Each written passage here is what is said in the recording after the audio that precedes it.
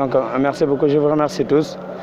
Depuis le début de la pandémie, le Daïra Moukhaddamatoul Khidma, qui est responsable de la grande mosquée de Touba, il avait pris des dispositifs pour barrer la route cette pandémie.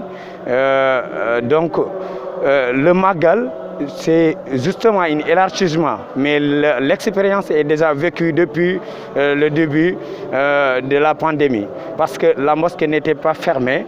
On est toujours côté défensif. Le port du masque il est obligatoire depuis le début de la pandémie ici, couvrant le nez et la bouche, et l'utilisation des gels hydroalcooliques aussi. Devant tous les portes, avant de rentrer dans la mosquée, il faut se laver les mains. Et aussi, on a vu que les talibés sont tous respectés ce protocole sanitaire, parce que le calife général des Mourides, que le Dieu lui accorde une longévité, lui-même il porte son masque et il le garde toujours. Donc c'est une pédagogie que les talibés sont tenus en compte. C'est pourquoi ils nous facilitent la tâche ici à la grande mosquée de Touba. Parce que le respect des mesures barrières, on a remarqué que tous les disciples qui viennent ici faire leur ziar respectent ce protocole sanitaire. Vous avez vu, vous les journalistes, l'expérience devant les portes, vous avez pris des images.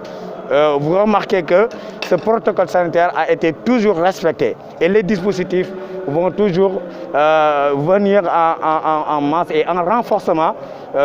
D'ici, le Magal va prendre son fin. Donc, le Daïra Moukhaddamatoul Khidma, avec la collaboration de cette unité de prévention épidémiologique composée des spécialistes sanitaires et des professeurs d'université, on a mis des dispositifs vraiment n'est pas négligeable.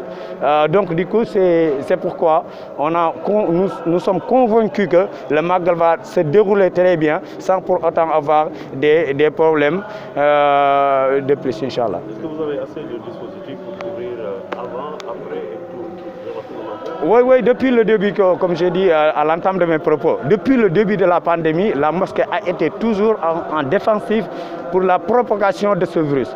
Parce que les gestes barrières, si on le respecte très bien, les distanciations physiques lors des prières et lors de l'entrée de la mosquée, parce qu'on interdit d'entrer en masse à la mosquée et de faire sortir aussi en groupe.